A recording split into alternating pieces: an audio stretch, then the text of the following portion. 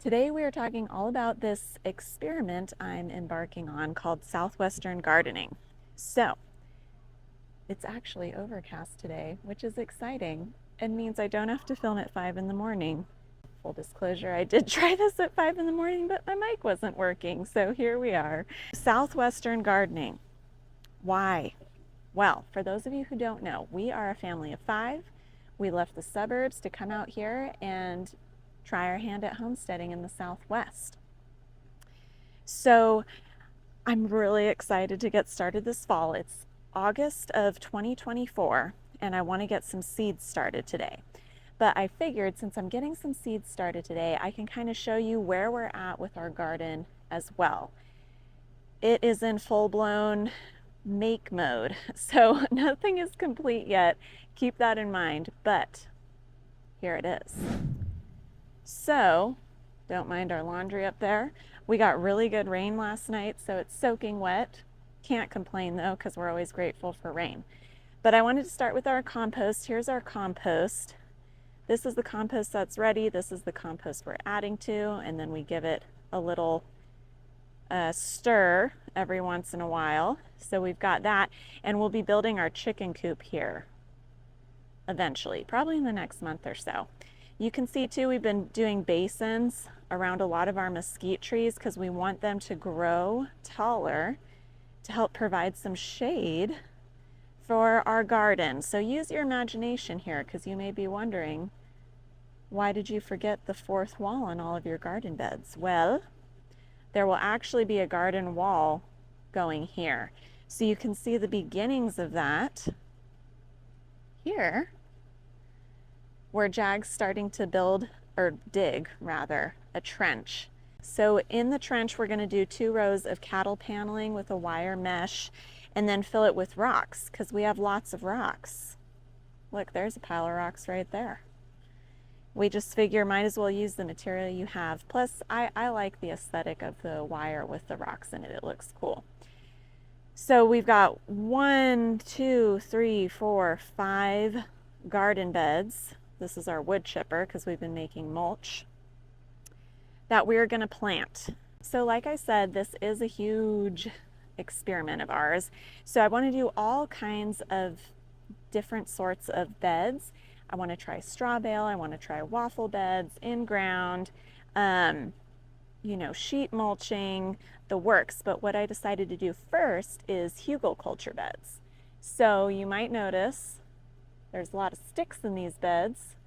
So the way hügelkultur beds work is you do layers, starting big at the bottom. So we have big logs at the bottom, and then you layer it with some sort of organic material. So that could be manure, compost, native soil, or a mixture thereof. Ours is a mixture thereof. And then you'll do medium-sized sticks and another layer, and then the small sticks. So right now we're at the small stick phase.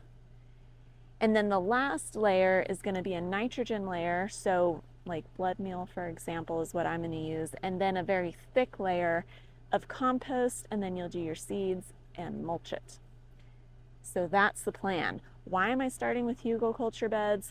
Because they are supposed to do well in arid climates, because there's all those logs and smaller sticks in there. It holds a lot of water, and it starts to decompose into this spongy substrate that retains a lot of water. So for us, we want to hold on to as much water as possible. We also dug down about 6 inches beneath each of these beds, so that when it does rain, the water kind of collects at the bottom, so we can get as much water as possible. What I say in the Southwest is it's not how much water we get, it's how we use it. So we want to retain or use multiple times all the water we can get. So let's look at the garden a little bit more. Okay, so here's all our hügelkultur beds. We basically used what we had to make the beds. So we had a lot of cinder blocks, we had this wood panel, we had these troughs. So that's what we did. This is not to spray, but this hasn't been used, but Jag happened to have it from a long time ago. But I'm just gonna fill it with water and use that to help water my seeds today. But yeah, If you have one of these but it has been used, I would not use it to water seeds because it would probably kill them if you had put poison in that. But this one's new. So another thing, so here's another mesquite tree with the berm. And maybe it's just me, but I feel like this mesquite tree has already grown. At least that's what I'm telling myself. So we're trying to keep all the mesquite trees that we can in the garden. The garden's because it's gonna come back here and around here as well, just because you need shade when you're gardening in the Southwest. So where am I gonna put my seedlings? We made this mini, again, it's a little dirty from the rain yesterday, but we made this mini in-ground greenhouse. And so that twofold regulates the temperature of the seeds, but also protects the seeds from critters and wind. And then this also goes on top of it for sunny days. It's just a little shade cover. So this isn't technically shade cloth. It's more of a mesh covering I use to protect from bugs. I have more of it, but we used some of it and just double layered it and stapled it onto this frame. And that helps cool it down because even though it's the end of August, we'll still be getting some hot days. So let me show you in here. Oh, also these windows we got for 10 bucks each from a contractor friend of Jag's who was removing these to replace new windows in a house. So it's always good to just kind of ask around and see how you can save yourself money. Ooh, it's a heavy door or heavy window. Okay. Here's the inside, so you can see it goes down. And right now it's a cool morning, it does feel a little warmer in here, which is good. And that's where we'll be planting our seeds, or that's where we'll be storing our seed trays rather. Speaking of seeds, I am very excited about my seeds this year. So one thing that I was thinking about, one thing that I've been thinking about with my past gardening attempts, so this is really it's my second year gardening in the Southwest, but before I was gardening in our little suburban home. And I thought to myself, I wonder if the seeds I'm using aren't hardy enough for this kind of gardening. So, because I just bought kind of in bulk non-GMO seeds, and some of them did okay, but a lot of them, when it started to heat up, just kind of fried. There's a lot of factors that play into that, and shade is something I'll definitely be implementing more, especially this coming spring, summer. This fall we should be okay. However, it doesn't hurt to have climate adapted seeds. So I'm going to give you two recommendations here. The first, I was really excited to find out about this. I feel like my hat's doing a weird shadow thing. It's overcast, so I don't really need it. Okay, so one of our friends here told me about this, and I had no idea this was a thing. So you can check out your local library, and there are seed banks all over the nation. It's not in every library, so you need to check, but local farmers and gardeners will donate seeds that they save from their garden, which is awesome, and you can get them for free. Can't beat that. So on the other side of this, there's a label. I won't show you because it has people's names on it, but it gives you the variety. So this is a Bisbee black cowpea, when you need to use it by, what season it's best in, the spacing, when to plant it, germination, comments, starts as a bush, will become a small vine, very productive. Pods are best while small and tender, use as a dry bean for sprouts or for salad or stir fry. So that's kind of fun. It's got a very personal touch to it. You can get up to 2 packets of each seed, and then all they ask is that you return some after your harvest. So I told them, if I don't kill everything, I will return some seeds, which hopefully I won't. That's definitely not the intention. So the second one I want to talk to you about, and it's kind of interesting how things work, because I was actually looking into this seed company because I saw it on another YouTuber that I follow, Frugal Off Grid, who gardens in the Southwest, or homesteads in the Southwest, and he always recommends these. But since I found out about the library one, I was like, well, I'll hold off, even though the only thing with the library is it didn't have as much variety as I wanted. But lo and behold, they reached out to me. How cool is that? So, Vibrant Earth Seeds, ancestral seeds for future generations. This is a company, a small company that works out of the Four Corners area, and so has all kinds of climate adapted seeds for the Southwest. They sent me a ton. I've got San Felipe peppers, echinacea, blue corn, non-GMO corn, that's exciting, carrots, parsnips, tomatoes. So I'm gonna go through these and pick which ones I wanna try for this fall. Call me crazy, but I think I am gonna try tomatoes. I've had people tell me that they've been able to grow tomatoes in the fall out here because it stays warm for so long.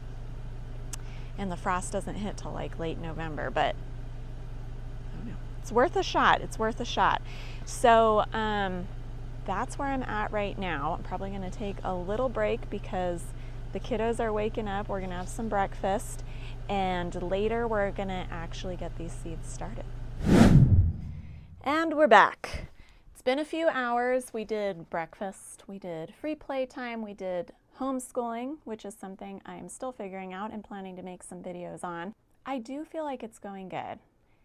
It's definitely just a lot for me anyways to learn, but I feel like the boys are really appreciating the one-on-one time and the brevity of it, because really, I mean, for my 5-year-old, we get it done in about half an hour. For my 8-year-old, maybe an hour.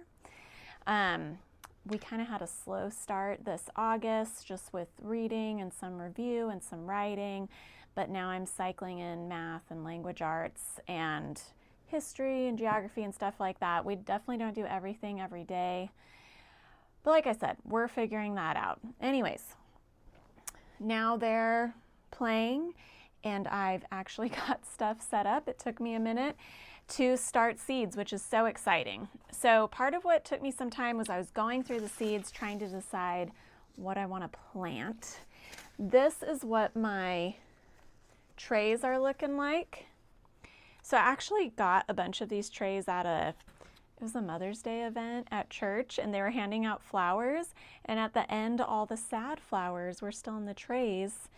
And one of my friends asked me if I wanted the trays since they knew we were starting homesteading, and I said sure. So that is why we have those, and right now I am in the shade under our little carport kitchen area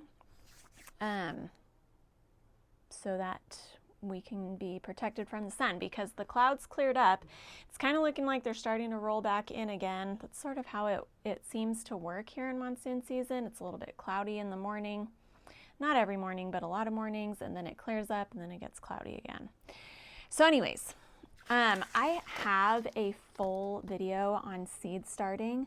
I'm gonna see if I can connect it in the cards. I've never done that before, but if not, you can look for it in my videos. So this will be a little bit less in depth because I'm mostly just giving you guys an update on what we're doing in our garden, but I'm gonna tell you what I'm planting. So a lot of these I'm picking cold hardy plants because obviously fall and winter are coming, but there are some that I'm just picking because I want to plant them. So I am gonna plant, so let me tell you what I've got. So, and I'm doing about half of our Vibrant Earth seeds and then half library seeds. So I'm gonna do kale. That's a great cold tolerant. Arugula, really any kind of leafy greens are good for fall and winter.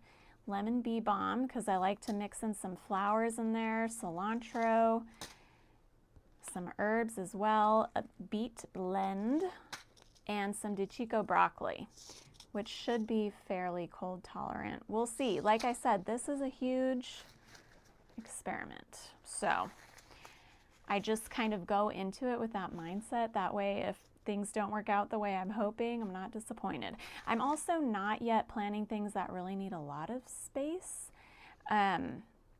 just because we only have raised beds. So once we start doing some in-ground, hopefully at some point in time, hopefully this spring, we can do some bigger stuff too. I'm gonna do some Texas sweet onion from one of the local farmers here, black cowpeas, winter squash.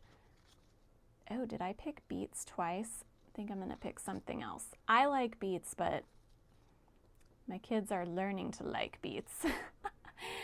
Jalapenos, I know peppers are really more of a summer thing, but I want to try, and I'm not gonna use all of the seeds in here. I'll save some for the spring too.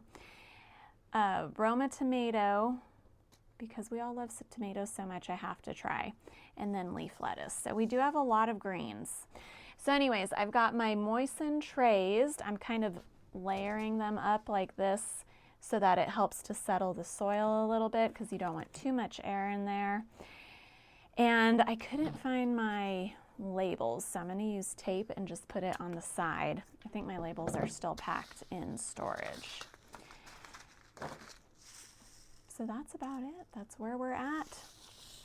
Learning to homeschool, learning to garden. If you hear power tools in the background, that's Jag. He is working on our composting toilet, which is very exciting.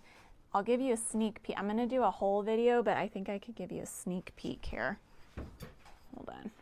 There it is up yonder. He's working hard.